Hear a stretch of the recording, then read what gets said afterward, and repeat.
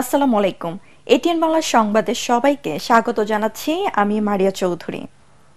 চারুকলায় অগ্নিকাণ্ডে পুড়ে গেছে পহেলা বৈশাখে আনন্দ শোভাযাত্রার জন্য তৈরি করা ফ্যাসিস্ট শেখ হাসিনার মুখাকৃতি।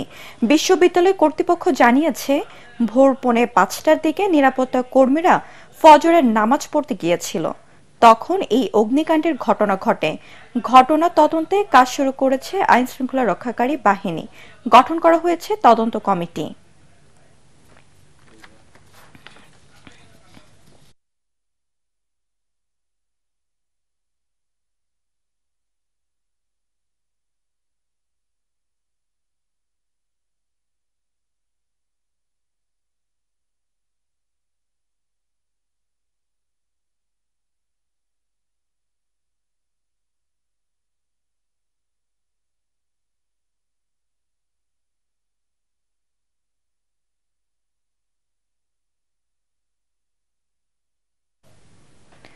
দর্শক, এই মুহূর্তে ঢাকা বিশ্ববিদ্যালয়ে চালু করার আছেন সহকর্মী মিজান শাহজাহান।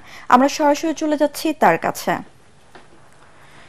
মিজান, মিজান, চারুকলার আগুন লাগার ঘটনা বিস্তারিত জানান। এবং শিক্ষার্থীরা কি আবার আনন্দ শোভাযাত্রার কাজ শুরু করেছেন?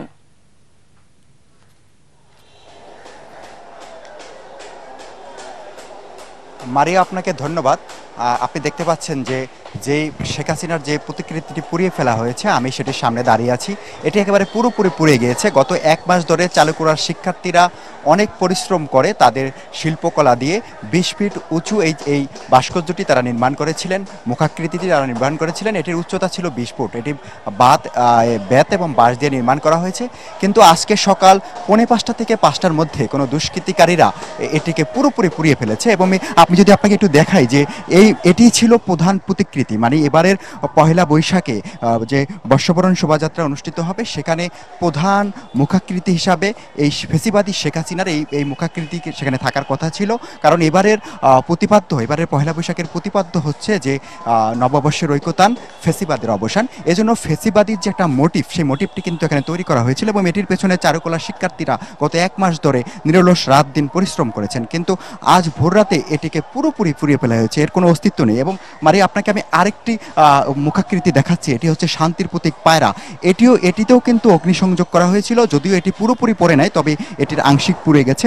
এই অবস্থায় চারুকলার এখানে যারা কর্মকর্তা রয়েছেন, চারুকলার ডিন অফিসে তারা বৈঠকে বসেছেন। একই সাথে ঢাকা বিশ্ববিদ্যালয়ের প্রক্টোরিয়াল বডিও তারা বৈঠকে বসেছেন। তারা দেখার চেষ্টা করছেন, তদন্ত কমিটি গঠন করেছেন যে কারা এই ঘটনার সাথে, এই দুষ্কৃতিকারী কারা, তাদের শনাক্তের জন্য তারা চেষ্টা করছেন। আর মারিয়া, আপনার সাথে আমি যখন কথা বলছি তার ঠিক 10 মিনিট আগে ঢাকা মহানগর পুলিশ কমিশনার শেখ মোহাম্মদ সাজ্জাদ আলী এই ঘটনাস্থল পরিদর্শন করে গিয়েছেন।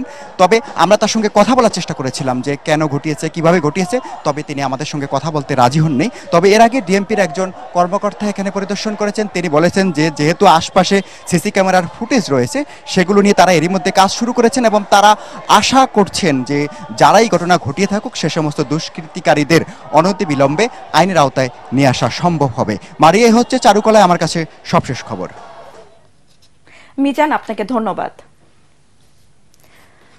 গাজা ইসরায়েলি বর্বরতার বিরুদ্ধে রাজধানীর সোয়ার্দী উদ্যানে মার্চ ফর গাজা কর্মসূচি পালন করা হবে। বিকাল 3টায় এই সমাবেশ শুরুর কথা রয়েছে। এতে জাতীয় নাগরিক পার্টি, এনসিপি, জামায়াত ইসলাম, হেফাজতে ইসলাম, এবি পার্টি সহ বিভিন্ন দল, সংগঠন এবং ইসলামী বক্তা সহ বিভিন্ন পেশার গুরুত্বপূর্ণ ব্যক্তিরা অংশ নেবেন। এরই মধ্যে ফিলিস্তিনের পতাকা নিয়ে সমাবেশ স্থলে আসতে শুরু করেছেন প্রতিবাদী জনতা।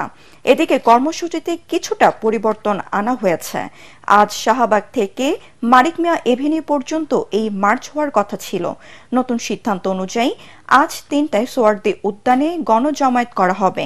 মানিক মিয়া এভিনিউ অভিমুখে যাত্রা করা হবে না। প্যালেস্টাইন সলিডারি মুভমেন্ট বাংলাদেশ নামের একটি প্ল্যাটফর্ম ফেসবুকে মার্চ ফর গাজা নামে একটি ইভেন্ট তৈরি করেছে। শুক্রবার সন্ধ্যা 6টা পর্যন্ত 73,000 মানুষ তাতে আগ্রহ দেখিয়েছেন এবং 6,300 জন অংশ নেবেন বলে জানিয়েছেন।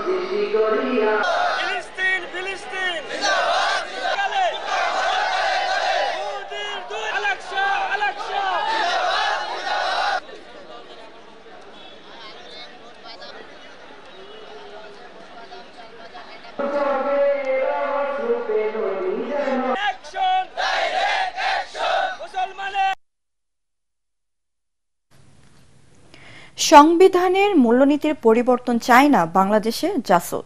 সংবিধান থেকে রাষ্ট্রধর্ম বাতিলের প্রস্তাব না রাখা, পবিত্র ধর্মগ্রন্থের সাথে সংবিধানের তুলনা না করার পক্ষেও মত দিয়েছে দলটি।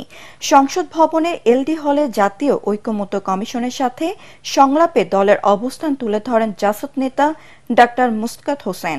জাসদ নেতারা জানান, মুক্তিযুদ্ধ ও ২৪-এর গণ অভ্যুত্থান সমান গুরুত্ব দিয়ে মুক্তিযুদ্ধকে খাটো করার প্রস্তাব অগ্রহণযোগ্য। সেই সঙ্গে প্রস্তাবনায় সংবিধান থেকে স্বাধীনতার ঘোষণাপত্র এবং ৭ মার্চের ভাষণ অপসারণেরও বিরোধিতা করা হয়। জাতীয় ঐকমত্যের কমিশনের সহ সভাপতি আলী রিয়াজের সভাপতিত্বে বৈঠকে বাংলাদেশ জাসদের সাধারণ সম্পাদক নাজমুল হক প্রধানের নেতৃত্বে ১৩ সদস্যের প্রতিনিধি দল অংশ নেন। এই সময় আলী রিয়াজ জানান, রাজনৈতিক দলগুলোর সঙ্গে চলমান এই বৈঠক মে মাসের মাঝামাঝি সময়ে শেষ হবে।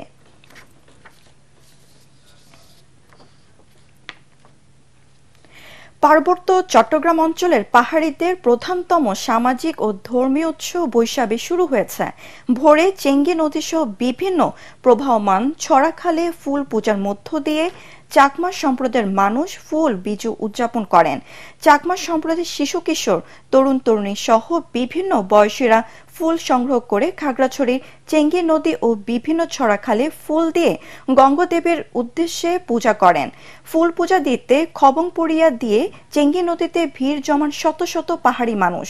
কাল রবিবার চৈত্র সংক্রান্তির দিনে ত্রিপুরার বিশু এবং নববর্ষের দিন থেকে ৩ দিন ধরে সাংগ্রাই উৎসব উদযাপন করবেন মারমারা।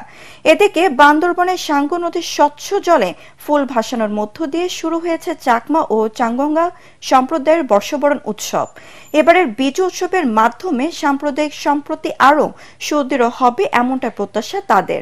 রাঙামাটিতে শুরু হয়েছে পাহাড়িদের এইসব উৎসব। পরবর্তী সংবাদ দেখার আমন্ত্রণ জানিয়ে এখনকার মতো শেষ করছি। এটিএন বাংলা সংবাদ ইউটিউবে দেখতে ব্রাউজ করুন youtube/ATN বাংলা নিউজ। ধন্যবাদ সবাইকে।